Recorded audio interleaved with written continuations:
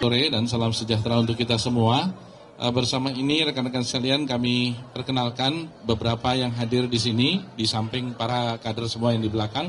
Pertama hadir bersama kami adalah Ketua Majelis Kehormatan Partai Masa Bakti 2025-2030 Kiai Haji Zarkasih Nur yang kemarin juga memimpin doa pada saat pembukaan Muktamar ke-10 P3 2025 di Hotel Mercure Ancol. Kemudian Ketua Majelis Syariah Kiai Haji Mustafa Akil Siraj bersama dengan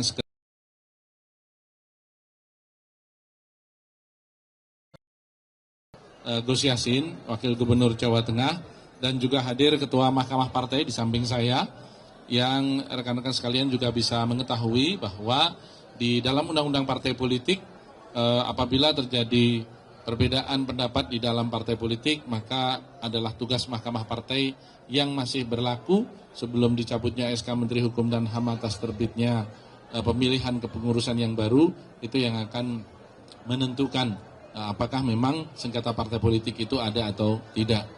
Dan tentu bersama dengan kami juga hadir para masyayikh, ada Kiai Muslih Zainal Abidin, Wakil Pimpinan Majelis Syariah, ada pengurus-pengurus harian Dewan Pimpinan Pusat Partai yang dipimpin oleh Kiai Haji Musyafa Nur, bersama pengurus harian yang tadi malam memimpin ketok palu pada saat pemilihan Pak Agus, Dr. Qayyum Abdul Jabbar, juga Pak Ketua Dewan Pimpinan Wilayah dan Dewan Pimpinan Cabang P3 seluruh Indonesia.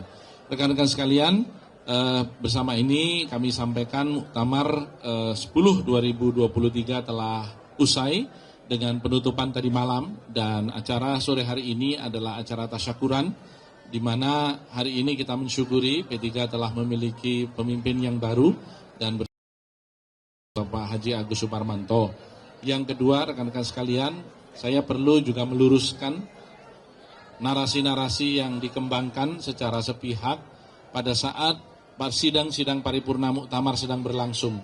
Saya mencatat ada beberapa sedikit media, mungkin 2 atau 3 media, yang tentu tidak pada tempatnya saya sebutkan, menerbitkan pemberitaan yang jauh menyimpang dari apa yang terjadi di arena Muktamar, yaitu terjadinya konpres yang menyatakan telah terpilihnya secara aklamasi pelaksana tugas Ketua Umum, dalam hal ini Bapak Mardiono,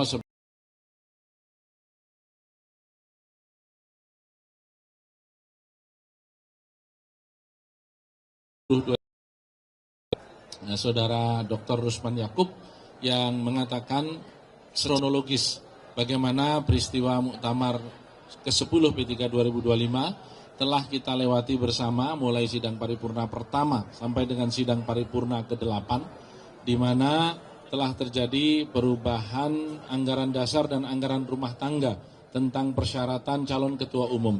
Hal mana di situ disebutkan bahwa calon ketua umum syaratnya adalah memiliki kartu tanda anggota, dan itu telah dilakukan pemeriksaan apabila rekan-rekan tadi malam hadir di arena Muktamar kita di Mercure Ancol. Dan yang kedua, yang bersangkutan pernah duduk sebagai pejabat di tingkat eksekutif, legislatif atau yudikatif di pusat. Itu adalah merupakan konsistensi dari apa yang kami terima dari para ulama yang berkumpul dalam Silatnas Ulama Il Ka'bah yang dilakukan di Pondok Pesantren Khas Kempek, Cirebon pada tanggal 8 September 2025. Karenanya kami perlu menegaskan Muktamar P3 ke-10 2025 telah usai dan telah terpilih Haji Agus Suparmanto bersama 12 orang formatur yang mewakili Dewan Pimpinan Pusat dan Dewan Pimpinan Wilayah P3 seluruh Indonesia, yang akan mulai bekerja mulai malam ini untuk menyusun kepengurusan dan diberikan waktu berdasarkan anggaran rumah tangga P3 selama 30 hari ke depan. Tentu kami mengajak kepada seluruh pihak, termasuk Pak Mardiono dan rekan-rekan yang menyatakan diri melalui sebuah kamar di lantai 10 Hotel Mercure telah terpilih secara aklamasi. Saya perlu menyampaikan bahwa ini bukan muktamar, tetapi mau ngamar. Jadi saya pertegas lagi, ini bukan muktamar tapi mau ngamar. Tentulah tidak mungkin sebuah muktamar P3 yang pesertanya seperti yang rekan-rekan lihat di sini, jumlahnya ada 1.304, kemudian berkumpul di salah satu kamar satu hotel mengatakan bahwa telah terpilih secara aklamasi seorang ketua umum. Saya mengajak rekan-rekan media untuk berpikir secara jernih, secara sehat, dan mohon ini dibantu dikabarkan ke seluruh rakyat Indonesia bahwa kepengurusan P3 terpilih melalui sebuah proses yang konstitusional menurut anggaran dasar dan rumah tangga partai yang berlaku. Dan kami, para ketua majelis yang hadir di sini, para pimpinan, para kiai, para pejabat partai di tingkat pusat, semuanya menjadi saksi. Dan terakhir tentu adalah kehadiran Ketua Mahkamah Partai Persatuan Pembangunan, Bapak Yang Mulia Irfan Pulungan, yang bersama kita menegaskan inilah proses konstitusional yang telah kita lalui.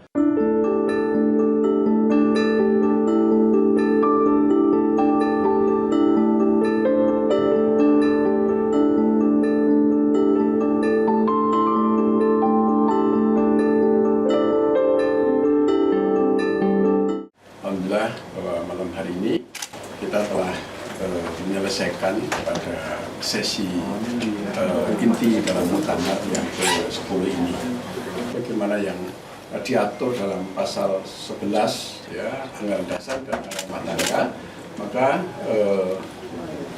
proses bisa dipercepat dan kemudian ini kita anggap sebagai penyelamatan ya, dalam kondisi situasi yang sangat darurat. Telah diputuskan secara aklamasi. Di belakang saya ini ada para ketua DPW ya. Kita ada 26 DPW, 28 DPW. Berikut dengan para ketua cabang dan sekretaris cabang dan termasuk para pemegang hak kedaulatan, yaitu para mukamirin. Itu hampir 80%, ya, 80% semuanya menyetujui untuk kita mengambil langkah-langkah cepat agar tidak terjadi keributan yang berkepanjangan.